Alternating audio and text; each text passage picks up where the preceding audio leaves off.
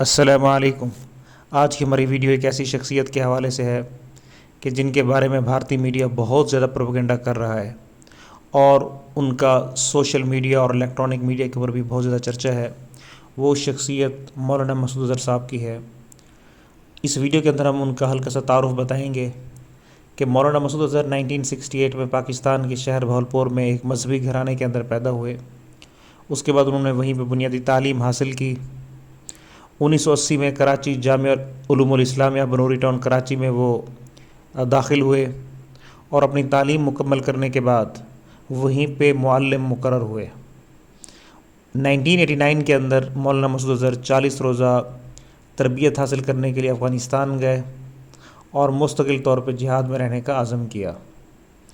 مسعود اظہر عالمی جہاد کے قائل ہیں۔ انہوں نے انڈیا، بنگلہ دیش، سعودی عرب اور زامبیا کے علاوہ برطانیہ کے بھی دورے کیے ہیں۔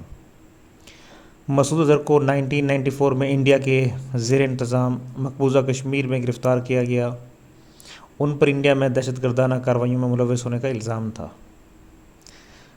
انڈیا کی مشہور ایجنسی CBI کو دیے گئے بیان میں مولانا مسعود اظہر نے بتایا تھا کہ انہیں انڈیا اس لیے بھیجا گیا تھا کہ وہ زمینی حقائق کا جائزہ لیں۔ مسعود اظہر کا نام عالمی افق پر اس وقت ابھرا جب کشمیر میں 1995 میں 1995 میں چھ غیر ملکیوں کو اغوا کیا گیا اور اغوا کار گروپ نے اپنا نام الفاران بتایا اور مسعود اظہر کی رہائی کا مطالبہ کیا، جسے انڈین حکومت نے تسلیم کرنے سے انکار کر دیا۔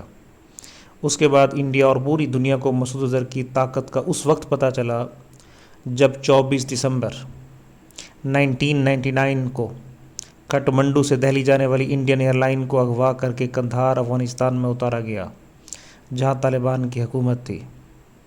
ہائی جیکرز نے طیارے میں سوار 155 انڈین مسافروں کی رہائی کے بدلے مولانا مسعود اظہر کی رہائی کا مطالبہ کیا اور 8 دن کے طویل مذاکرات کے بعد مولانا مسعود اظہر کے ساتھ عمر سعید شیخ اور ایک کشمیری مشتاق زرگر کو رہائی ملی۔ انڈیا میں گرفتاری سے قبل مولانا مسعود اظہر ایک تنظیم حرکت المجاہدین میں شامل تھے، لیکن رہائی کے بعد کراچی میں اپنی جماعت جیش محمد کے قیام کا اعلان کیا۔